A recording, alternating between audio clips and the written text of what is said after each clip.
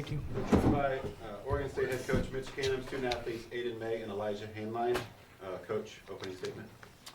Not the best game, obviously. Had it close early on.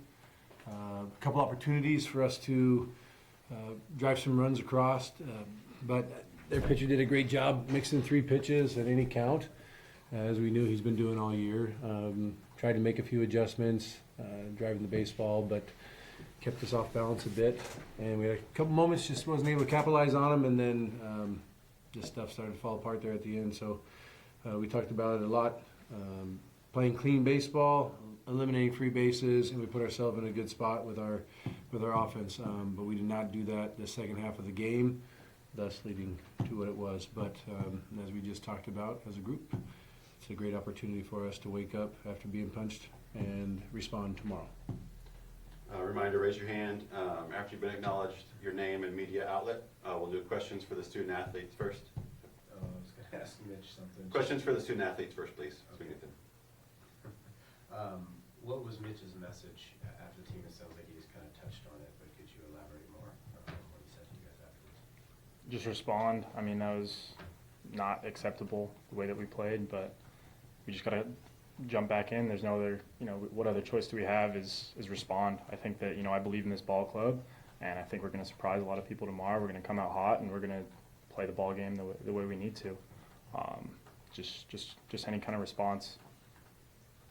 I mean, from the offensive perspective, it's just really go out there and do what we've been doing the whole year. I think everyone knows that we can hit, and we have a really good offense, so it's just putting at-bats together and picking up each other when you get in those situations. So I'd say just continue to do what we've done the whole year and just kind of trust that throughout the next couple days. John.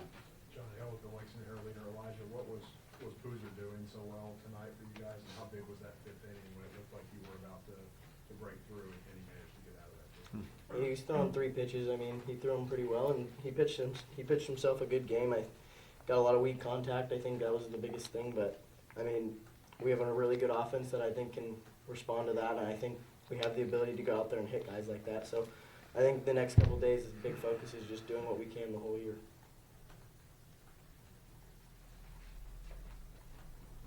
Any more questions for the student athletes? Yep. Aiden, how would you describe your stuff tonight and what you had and just facing their lineup, I guess? I'm not very happy with my performance. I think that I made a lot of dumb mistake pitches, and they capitalized. They're a good team, and I shouldn't have made some of the pitches that I did. And, I wanted to stay in that ball game, but it is what it is, and I think that we're going to bounce back tomorrow. I have a lot of faith in our pitching staff, and just one of those games, I guess. Aiden, was there one in particular you'd kind of like to have back that you felt like you put in the wrong spot? There's a couple. I think I doubled up a couple fastballs, and then I think that there was one slider that I would have liked to have back in the second inning, I believe. It was the double off the wall. I thought it was a good pitch, but just bad timing. I think that he was sitting on it and made a good swing, and it is what it is. Elijah, it's fewest hits you guys have had all year, just second shutout. I mean, is there a way to, I guess, describe how you struggled today? Like, was it just kind of a snowball effect? Was it their guy? Was it one of those nights? It's just one of those kind of nights. I think that's just the biggest thing. He pitched well. He did what he needed to do, and he executed. And we didn't execute what we needed to do today and on the approach and doing what we needed to be successful. So coming back tomorrow with a different approach and kind of just resetting, I think, is the biggest focus.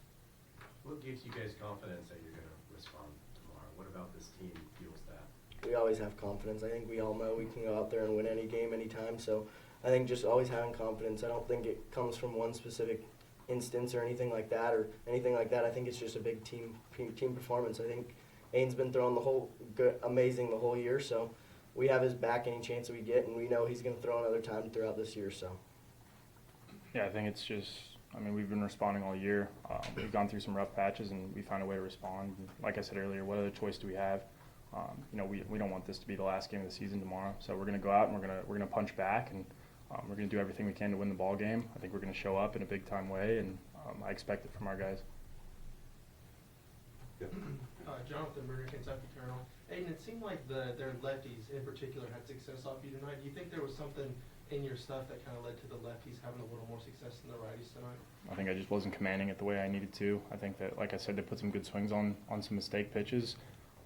But I also think that I had some good success against some of the lefties in the lineup. And so I think it was just one of those things that, you know, maybe if I command the ball a little bit better, maybe if I, you know, make the right pitches in the right spots, it's a different story. But they've got a good team, and I think that they capitalized on the mistakes that I made. Okay. Thank you, guys. You're free to go.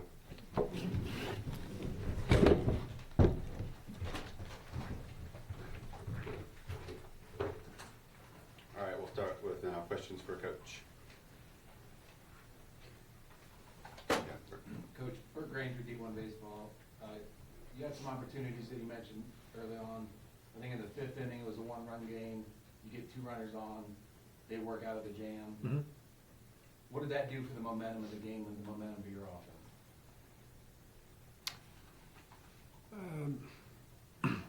I always feel like our offense is in a good place when it comes to momentum. It can change real quick for us. One guy getting on, one guy just walking to the plate the right way sparks everybody else.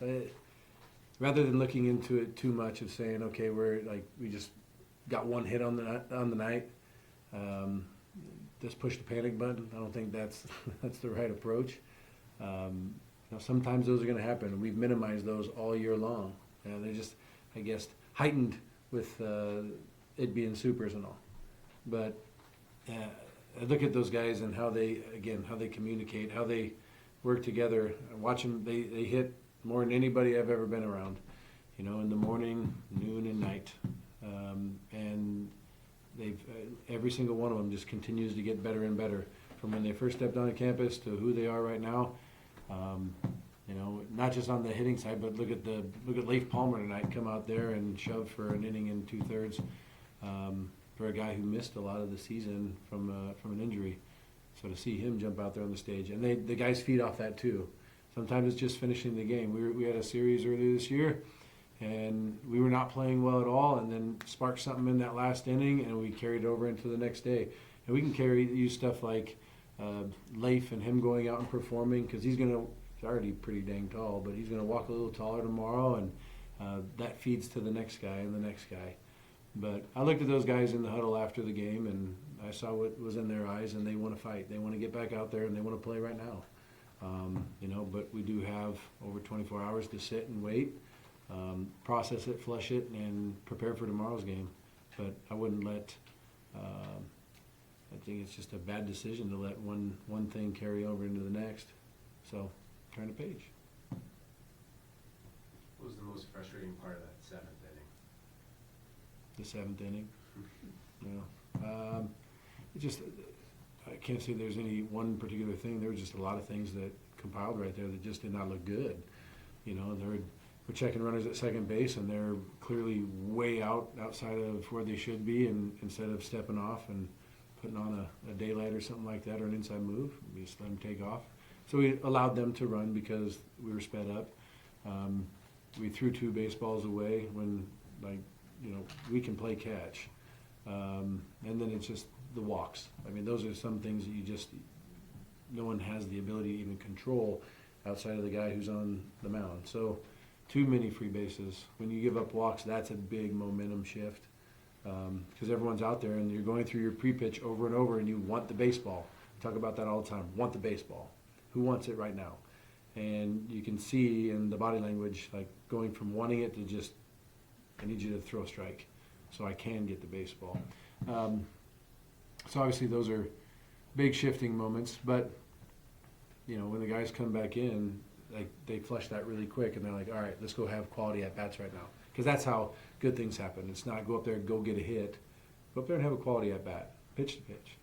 So we'll regroup, we'll process it all, and wake up tomorrow in a much better headspace than we are right now. I've seen these guys too much to think any different. Coach, what do you think Boozer did so well tonight against your hitters that just kind of made him unable to get that big swing in this one? Like the guy said, he throws quality strikes. He doesn't really dabble around. I mean, he still walked a handful of guys, so which allowed us to get in those situations. But when runners are in scoring position or we had guys on base, they were able to minimize. You know, we didn't get a bunt down at one point. Then we ended up walking the bases loaded with one out, unable to draw any across. But you know, we got under some balls, we clipped some. We struck out 11 times, 12 times. You know, and that's just too easy of a way back to the dugout is striking out. So being a little more competitive. I don't think that there was necessarily strikeout stuff that we were facing tonight. We should have put a lot more balls in play. A handful of them were hit hard.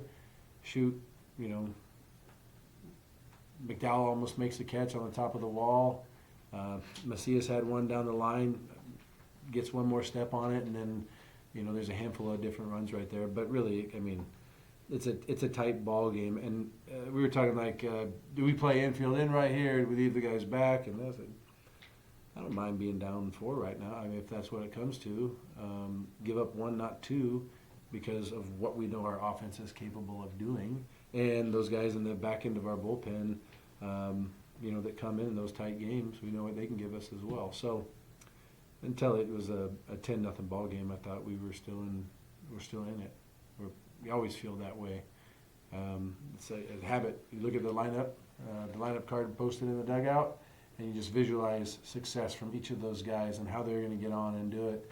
And so it's it makes it easy when you see their name and you know how hard these kids work.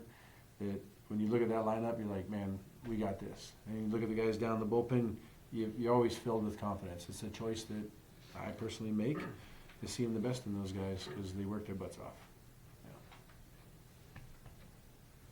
Okay. Cool. Thank you, Coach. All right, thank you.